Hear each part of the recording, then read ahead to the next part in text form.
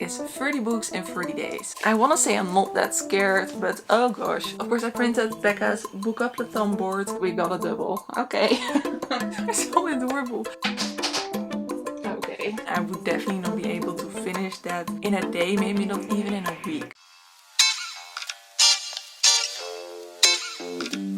Hi, I'm Lena, welcome back to my channel and welcome back to a TBR video. I want to discuss my September TBR with you guys today. September is a month where I always feel like I want to have a project, I want to have something to do. I guess it still stems from school days, but now of course I make it happen myself and I try to turn it into something fun. So my first thought was something I've been wanting to do for a while but never really had the courage to do, is 30 books in 30 days. So in September I'm going to do 30 books in 30 days, which is going to be a really challenging goal for me because I don't read super fast. I'm really curious to see how I can create some new habits for maybe reading in the morning, listening to audiobooks and really just listening to audiobooks, not just putting on an audiobook when I have to do something, but really just take my time, take a walk, sit outside, do something relaxing. So that is what I want to do in September. 30 books in 30 days. Not the only thing I'm going to do in September. Also going to do my TBR board and also going to do Bookoplathon, which sounds a little bit insane, and it is, but it's insanely fun, I think. What I'm hoping to do with this is to make a set TBR for half of the books and mood read the other half of the book. So basically this will be, I guess, about 15 books. I will of course try to pick some short books, pick some fast reads, or pick books that have audiobook. Basically I want books that I could possibly read in a day. I might need 2 or 3 days for some books and then read a lot of short stories maybe to count the 30. So it's okay if I get a few big books. I don't really mind that, but not too much. I do have 2 book club reads for September and of course they're really big books, but they both have audiobooks, so I'm feeling quite confident for that. For the Dutch Classics book club we're going to read Still Life by Sarah Whitman. This is a historical fiction about, I think, an older woman and a man who have to hide in a cellar together during the Second World War. I don't know that much more about it, I just know that a lot of people really love it. Another really big book for which I feel slightly less confident is our August and September read, which is Possession. I hope I can already start a little bit of that in August so that I can finish it in September, but I'm definitely going to count it for the 30. I'm going to see if I can fit these into the TBR. Our read for the Bronte long for September and October is going to be Villette by Charlotte Bronte, but I'm going to save that for October because of course October is Victober. I'm going to use my normal TBR board, which I did make some alterations to. If you want to see what kind of things I alterated, I will leave a vlog in the description down below in which I explain everything and show everything. It's just a little touch up and a little update because I've been using this for a year now, but it's not that different. The rules are still the same. Of course I printed Becca's Bookoplathon board. The lining isn't perfect, but it's so pretty. I just love what she made. It's so gorgeous. And I got some chance cards as well, and for chance cards I put different numbers from the mini classics on there because of course I'm really going to use the mini classics to get to that 30. Oh, those are the community cards, and the chance cards I'm just going to use my own TBR cards. Becca does have a rule that if you roll doubles, because her game is played with 2 die, if you roll doubles then you have to throw again. So that's why I think I might be able to get to the 15. I'm good either way. I will do 6 rolls for my own game and I will start of course with 6 rolls for the Bookoplathon board, but that might become more. I think this has been a very long intro, I apologize. So let's start with the TBR board and then we will do the Bookoplathon board. Last time I played I ended on the historical fiction with TBR cards, so let's do the first roll. It's a 3. 1, 2, 3. Oh, we get one of our new tiles, which is fantasy. Roll number 1 was one of the new tiles. A genre tile, a pink tile, is a fantasy tile. I made 3 of these tiles because I've been reading some fantasy. So I'm going to read a audiobook I found on Script, and this is called The Deep by Rivers Solomon. The fantasy setting really fascinates me. It is a sea setting. The premise is based on history where pregnant women were thrown off of slave ships, and in this fantasy world their offsprings live in the sea. And I think it's also a little bit of a Little Mermaid retelling. It sounds absolutely fascinating and I hope I will love it. Roll number 2. It's a 6. 1, 2, 3, 4, 5, 6, which I have changed to a book that's at least 100 years old. Rule number 2 was a book that's at least 100 years old, and I did also change this genre from a classic before 1900 to at least 100 years old because that just made more sense to me. I do have a few options for this one, but I thought I would go for a book that's been on my TBR for quite a while, and that is Comforts by Elizabeth Gaskell. This is a collection of stories about women who live in a village, and I listened to a little bit of the beginning a while back, and I think it says that every time a man lives here he just disappears, and the village is all about these women just living their life. It sounds a lot of fun. I know that it's set up as a novel, but that it reads more like short stories. I will probably listen to the audiobook, but also watch the very cute illustrations that are in this edition. And this was a Christmas gift from Mary from I think 2 years ago. It's been a while, but I really love this edition as well. Rule number 3. Oh, commerce. Rule number 3. It's a 3. 1, and then go back to start. 2, 3, which is a historical fiction. The third rule was historical fiction, and of course I'm going to add Still Life by Sarah Winman in here. Very happy to fit it in the TBR. Rule number 4 is 5. 1, 2, 3, 4, 5, which is a non-fiction. Rule number 4 was non-fiction, and I found an audiobook that's a bit outside of my general interest, but I think I will still quite enjoy. This is called Botanical Folktales of Britain and Ireland. So this is a book that is all about the myths surrounding plants and trees, and I'm not usually someone who is really inspired or intrigued by nature, but because it's connected to myth, I feel like I can learn a lot that is really connected to the classics, especially the British classics that I read. I think it will be very informative, and it's also a short audiobook I can definitely listen to in a day. Right, rule number 5. Another 5. 1, 2, 3, 4, 5 is Virginia Woolf. Rule number 5 was a Virginia Woolf tale, and for that one I'm going to reread the book that I've been wanting to read in one day, basically ever since I finished it over 2 years ago, and that is Mrs. Dalloway by Virginia Woolf. This is a book set over one day, so just reading it in one day seems absolutely perfect. It was the first Virginia Woolf book that I read. I was so confused but also so in love. This is about Mrs. Dalloway who throws a party, and we follow her throughout the day as she tries to organize and make this party happen. But we also follow the perspective of a lot of her guests, and we get to know people so intimate because it's extremely stream of consciousness, so you really get into the lives of the characters, and just, yeah, I think it's going to be really, really great to read this in a day. Rule number 6. Okay. Let's do that again, shall we? Rule number 6 is a 5. 1, 2, 3, 4, 5, which is a modern classic. Rule number 6 was a modern classic, and we have such easy tiles this round, just all genre tiles, which is fine by me because it gives me a lot of freedom, but this was a modern classic. And for that one I have this very thin book called The Prime of Mrs. Jean Brodie by Muriel Spark.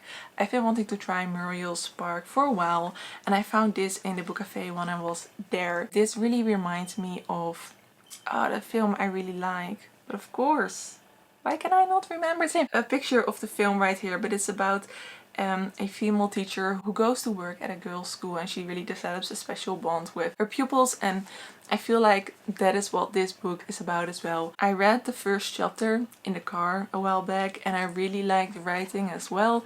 It feels very accessible, so this is definitely a book I can read in a day. Okay, those were the first 6 books I'm going to read in September. Let's do the Bookoplathon rolls. Okay, so of course we're going to start right here. I am going to do just 6 rolls. I do with my own TBR game as well, and of course if I throw a double I will add more books to it. That's a 9. Which is features a death. The first roll is a book that has to feature death. Of course I have many options for this, but I'm going to pick a book that I've especially saved for like a challenge or a readathon, and that is The Cat Who Saved books. This is about a cat who lives in a bookstore, and the bookstore is run by an old man, but when he dies his grandson has to take over, and of course the cat helps him. Of course it features a death because we have a grandson who is grieving his grandfather. I also found an audiobook for this one. I think if the writing is easy I will get through this in a day because it has 200 pages, but it kind of really depends on the writing for this one. Roll number 2. Let me put it right there. It's a 6. Winter. Wow, that is not the vibe right now. Roll number 2 had to feature winter, which it is so hot right now, so I'm not in a wintry mood. But I do have a cute book that I did start in the winter, but that I just put aside because I wasn't in the mood for it. But I think I'm in a mood for it now, and that is Snow and Rose. This is a middle grade where we have Snow and Rose, who are two sisters who are left by their parents and have to fend for themselves in the woods. Of course, just the word snow, but also the illustrations just scream winter. A fireplace in one of the illustrations. Here we have running wolves, which also feels very wintry to me. So this is definitely something I can finish in a day because it's a middle grade, it has illustrations, has a very big font, and yeah, I'm really looking forward to reading this one. Roll number 3. Oh my gosh. Okay, 5.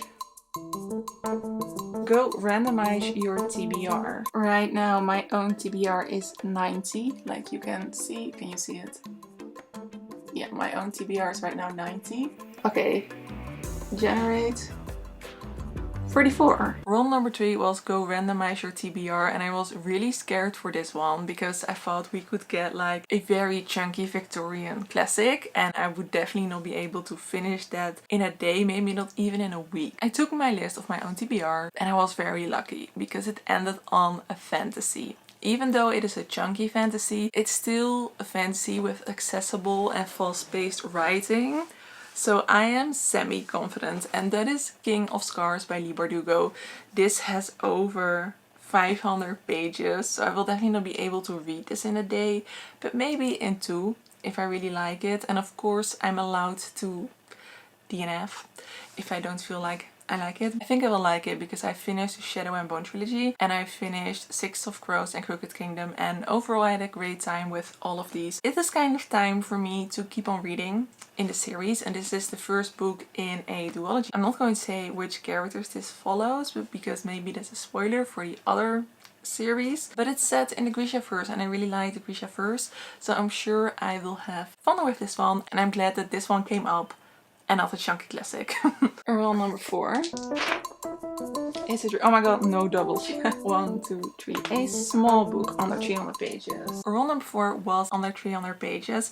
Could have picked literally anything for this, but most of the books that had a high priority on my TBR didn't have audiobooks, and I know that if I'm going to try to finish it in a day, I want as many audiobooks as possible. Even if I can just listen to 50 pages while making dinner, it will help me to finish it in a day. At least don't feel like I'm forcing myself to do this because I'm on BookTube or I want to make content. I'm doing this because September is kind of a hard month for me with chronic illness, and I always feel a little bit of FOMO seeing people back at work, back at school, and having a project really helps me. Having said that, I want as many audiobooks as I can, so I decided to read The Wizard of Oz by L. Frank Baum. This is a book I got for my birthday for boy. I absolutely love this edition. Love the film as well, but I've never read the original. Children's classics can be a bit difficult because they, especially back in the day, had such a high morale, a lot of Christianity, and I wanted to teach kids things that we don't really want to teach our children anymore. So sometimes it can be quite problematic, and I'm just going in with this in an open mind with respect for the time period. It has 190 pages. Really big font and an audiobook, so I feel confident about this one. Roll number 5. Oh my god, we got a double. Okay.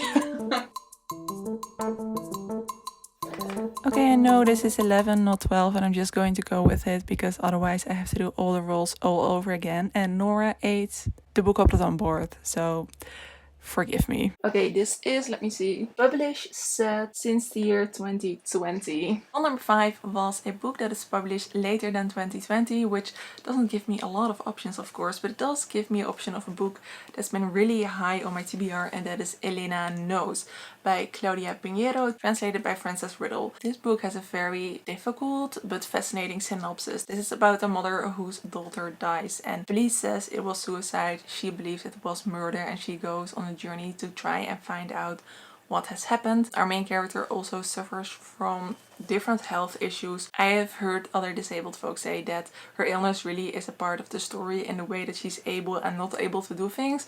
So that's really interesting to me, especially because it's not on the foreground of the story, but it's still there.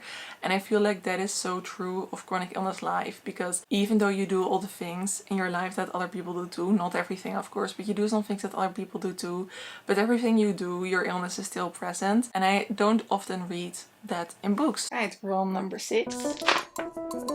Is 8, which is a TBR card. Okay. Genre bending means that usually like experimental writing is my association with this card.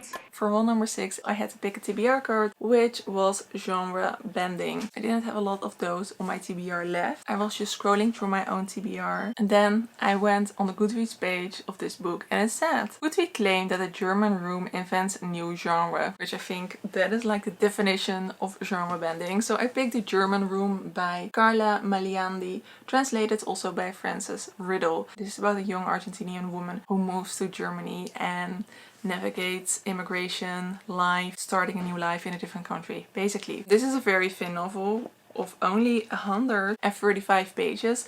This is from Cargo Press. Both of these are from Cargo Press. I ordered a few books from them because I wanted to read more from Latin America. I'm really happy to fit these on my TBR, and I think I will definitely pick more books that I bought from Latin America in the 30, but I'm happy that I have 2 on my set TBR. Right, and hopefully the last roll, roll number 7.